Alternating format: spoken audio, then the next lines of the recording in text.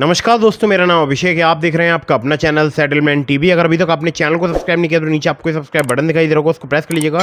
उसके बगल में एक बेल आइकन भी होता है, उसको भी प्रेस कीजिएगा, जिससे कि मैं कोई भी वीडियो डालूं सबसे पहले नोटिफिकेशन आपके पास पहुंच जाए। दोस्तों, आज की इस वीडियो में मैं आपको बताने वाला हूँ फ्रॉड लोन ऐप्स हैरेसमेंट के संबंध में बहुत ही ज़रूरी बात। अगर आप भी किसी फर्जी लोन एप्लीकेशन की धमकियों से परेशान है, वो आपको हैरेसमेंट कर रहे हैं, परेशान कर रहे हैं, ब्लैकमेल कर रहे हैं, तो ये वीडियो आपको बिल्कुल एंड तक वॉच करना चाहिए। और मैं आपको कुछ एप्लीकेशंस जो है वो दिखा भी देता हूँ अभी यहाँ पर, जो कि फ्रॉड हैं, फर्जी हैं। और ये एप्लीकेशंस जो है आपको बिल्कुल भी इंस्टॉल नहीं करना है। ये प्ले स्टोर में मौजूद है, अभी भी मौजूद हैं, जबकि इन पर मैंने काफ़ी समय पहले वीडियो बना दी थी, बट स्टिल ये प्ले स्टोर में मौजूद है और आपको इनको बिल्कुल भी इंस्टॉल नहीं करना है, इनसे बचकर रहना है। बहुत ही ज़्यादा आपको प्रॉब्लम क्रिएट कर सकती हैं एप्लीकेशंस। तो सबसे पहले आपको दिखाता हूँ, देखिए पॉरम लोन, ठीक है, ये प्रॉब्लम क्रिएट कर सकती है आपके साथ। सैब स्कोर, ठीक है, सैब स्कोर के बाद ये है स्कोर लाइटिक्स, ठीक है, स्कोर लाइटिक्स करके है और लोगो आपको दिखाई दे रहा होगा। और क्रेडिट पायलट, ठीक है, ये सभी हैं फ्रॉड एप्लीकेशन और ये बहुत ज़्यादा लोगों को हैरेसमेंट कर रहे हैं। और यही नहीं है, इसके अलावा और भी एप्लीकेशंस हैं, लोन एप्लीकेशन, जो कि फ्रॉड हैं, फर्जी हैं, ठीक है। तो आपको ऐसी किसी भी एप्लीकेशन को इंस्टॉल नहीं करना है। मैं आपको फिर समझा रहा हूँ। अगर आप मन विचार कर रहे थे इन एप्लीकेशंस को इंस्टॉल करने का, या आप ऑलरेडी इंस्टॉल कर चुके हैं, तो ऐसी एप्लीकेशन के द्वारा आपको काफ़ी ज़्यादा हैरेसमेंट किया जा सकता है, काफ़ी ज़्यादा आपको परेशान किया जा सकता है। आपके गंदे फ़ोटो वीडियो वायरल करने की आपको धमकी दी जा सकती है, क्योंकि इनके पास होती है आपकी कॉन्टैक्ट लिस्ट। जब आप इन एप्लीकेशंस को इंस्टॉल करते हैं उस वक्त आप वहाँ पर बहुत सारी परमिशन देते हैं। जैसे अगर मैं आपसे बात करूँ मैसेज की, मीडिया स्टोरेज की, कॉन्टैक्ट की, ठीक है, और भी आप तमाम तरीके की परमिशन देते हैं। तो इनके पास आपका पहुंच जाता है डेटा। और जब आप इन एप्लीकेशन से लोन वगैरह कुछ अप्लाई करते हैं, तो वहाँ पर आप अपनी सेल्फी प्रोवाइड कराते हैं, अपना आधार कार्ड, पैन कार्ड प्रोवाइड कराते हैं, तो आपका डेटा मिसयूज होने के भी बहुत ज़्यादा चांस रहते हैं। और हुआ भी है पास्ट में। अगर हम बात करें तो हमारे बहुत सारे सब्सक्राइबर्स भी हैं जिनका डेटा मिसयूज हुआ है इन फर्जी लोन एप्लीकेशंस में। तो आपको ऐसी एप्लीकेशन से बचकर रहना है। और आजकल फेसबुक पर, इंस्टाग्राम पर भी बहुत सारे फर्जी लोन एप्लीकेशंस के ऐड चल रहे हैं, तो आपको बहुत ही ज़्यादा सावधान रहने की ज़रूरत है अगर आप किसी भी लोन एप्लीकेशन को इंस्टॉल कर रहे हैं तो, ठीक है। तो अब आज हम बात आपसे करने वाले हैं फ्रॉड लोन ऐप्स हैरेसमेंट के संबंध में। तो क्या आप फर्जी लोन एप्लीकेशंस की धमकियों से परेशान हैं, या आपके पास लोन चुकाने के रुपए नहीं हैं, ठीक है, या आपके मन में विचार आ रहा था कि इनका लोन चुका के जो है इनसे बाहर निकल आते हैं, मतलब इनके ट्रैप से बाहर आ जाते हैं, या फिर आपके गंदे फ़ोटो वीडियो वायरल करने की आपको धमकी मिल रही है, आपको परेशान किया जा रहा है, तो आपको तुरंत कुछ काम है जो आपको कर लेनी है। और ये वीडियो आप बिल्कुल एंड तक वॉच कीजिएगा, क्योंकि बहुत इंपॉर्टेंट मैं आपसे बात करने वाला हूँ।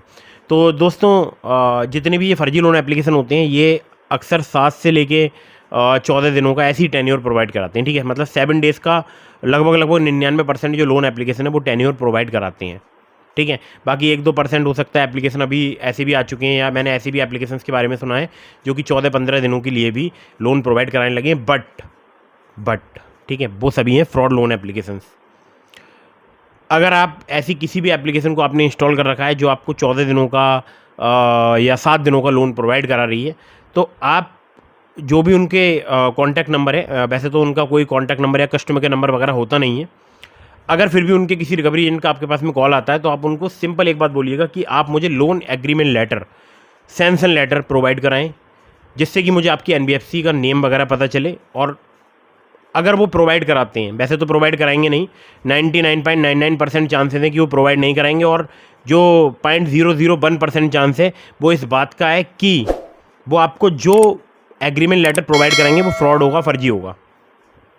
आपको मेरी बात शायद अभी समझ में नहीं आ रही होगी। आपको बता दूं, जब भी आप किसी जेन्युइन ट्रस्टेड एनबीएफसी या बैंक रजिस्टर्ड लोन एप्लीकेशन से आप लोन अप्लाई करते हैं, तब वहाँ पर आपको loan agreement letter, sanction letter वगैरह देखने को मिलता है। बट अगर आप फर्जी लोन एप्लीकेशंस से लोन वगैरह अप्लाई करेंगे, तो आपको वहाँ पर कोई loan agreement letter, sanction letter वगैरह देखने को नहीं मिलेगा।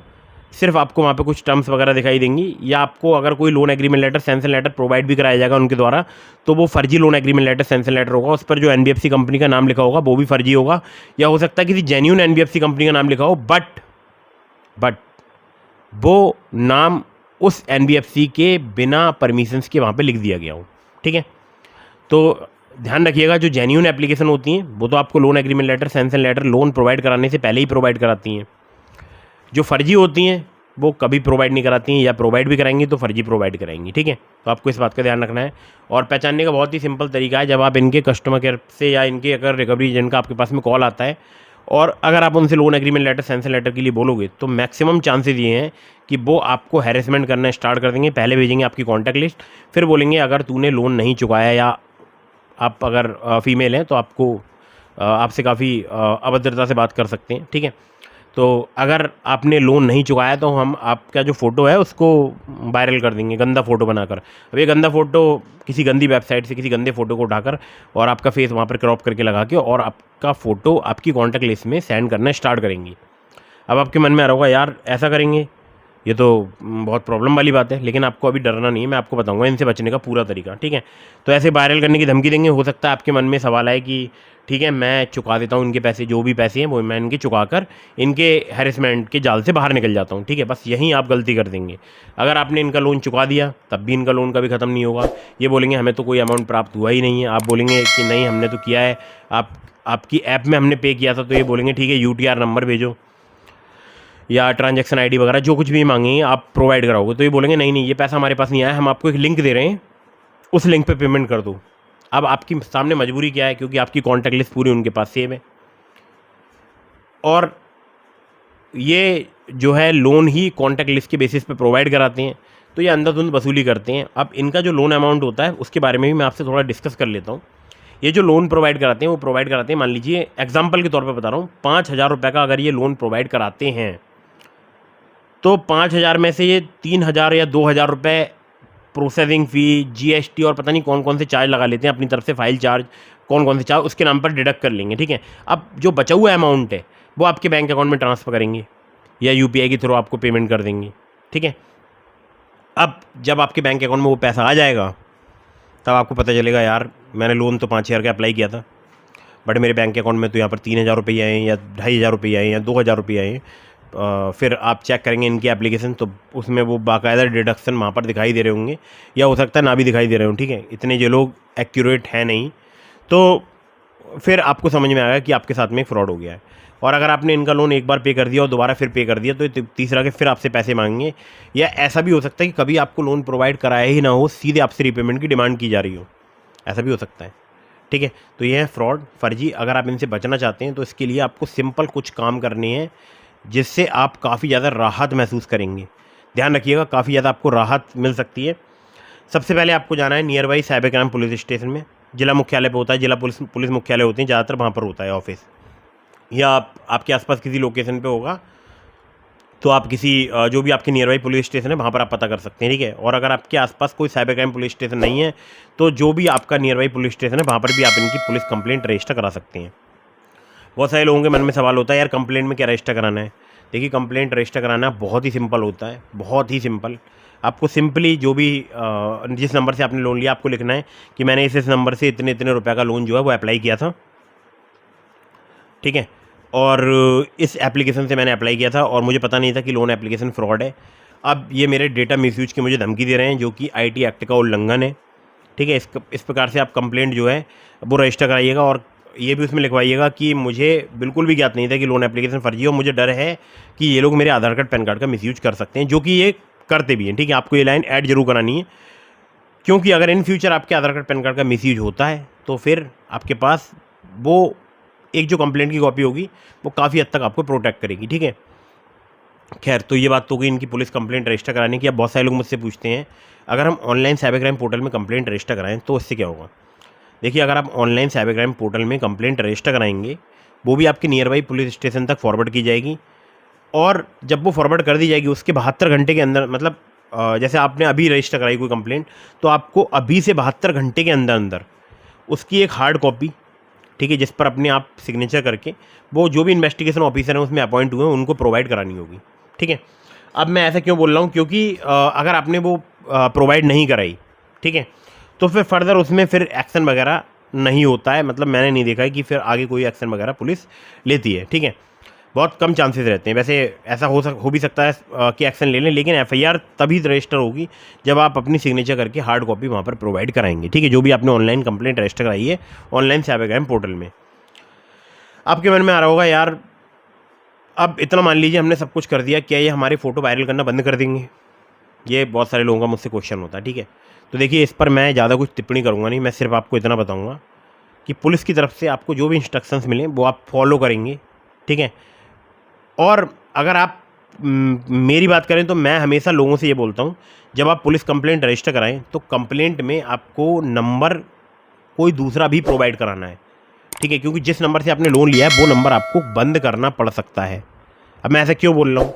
क्योंकि ये कॉल करेंगे आपके नंबर पे, बार बार आपको हैरेसमेंट करेंगे, ब्लैकमेल करेंगे। अब एकदम से तो पुलिस है नहीं कि अब आउट ऑफ इंडिया से मान लीजिए अगर ये ऑपरेट कर रहे हैं पाकिस्तान से या किसी नाइबरिंग कंट्री से, तो फिर पुलिस इनके पास कैसे पहुंचेगी आप बताइए? मतलब वो हमारा जो है उसमें नहीं आता ना, वो जो एरिया है वो नहीं आता है, ठीक है। तो अब मान लीजिए अगर पाकिस्तान की तरफ से आपके पास कॉल आ रहे हैं या पाकिस्तान के नंबर से कॉल आ रहे हैं, तो आप उन कॉल्स को कैसे मैनेज करेंगे? या तो आप ट्रू कॉलर के थ्रू सारी कॉल्स ब्लॉक कर दो, ठीक है। आप अपने मन को इतना स्ट्रॉन्ग बना लो कि भाई मेरे पास कोई भी कॉल आता है मैं रिसीव ही नहीं करूँगा, और ये कुछ भी बोलते हैं मेरे को कोई फ़र्क नहीं पड़ता है, मुझे व्हाट्सएप पे कोई भी मैसेज करें मुझे कोई फ़र्क नहीं पड़ता। या तो ये सोच लो, या फिर अगर आप नंबर स्विच ऑफ करेंगे तो वो ज़्यादा बेटर ऑप्शन है। स्विच ऑफ कर लीजिएगा नंबर, 1 से 1.5 महीने के लिए रिचार्ज वगैरह कराते रहिएगा, बीच बीच में नंबर सिम डाल के कॉल वगैरह करते रहिएगा। लेकिन ध्यान रखिएगा, अभी से इस वीडियो को देखने के बाद से जितनी भी फर्जी लोन एप्लीकेशन मोबाइल में मौजूद हैं सबको निकाल दीजिएगा, अनइंस्टॉल कर दीजिएगा, ठीक है। अब आपके मन में आ रहा होगा यार ठीक है मैंने ये सब रजिस्टर करा दिया, नंबर स्विच ऑफ कर दिया। एक काम आपको नंबर स्विच ऑफ करने से पहले करना है, वो ये कि जितने भी आपके कॉन्टैक्ट हैं उन सबको सूचित करना है व्हाट्सएप के माध्यम से कि देखिए अगर आपको मुझसे संबंधित कोई भी कॉल, मैसेज या वीडियो वगैरह फॉरवर्ड की जाती है या आपके पास आपको रिसीव होती है, तो आपको ये बात ध्यान रखना है कि मेरे साथ हो गया फ्रॉड, ठीक है। अगर मुझसे कोई भी मेरे बारे में कोई जानकारी चाहता है या मेरे से संबंधित कोई वीडियो फोटो वगैरह भेजता है, उस नंबर को आपको ब्लॉक करना है, उनसे मना कर रहा है कि आप मुझे नहीं जानते हो, ठीक है। सिंपल इतना, और कोई भी बहस आपको नहीं करनी उनसे, ठीक है।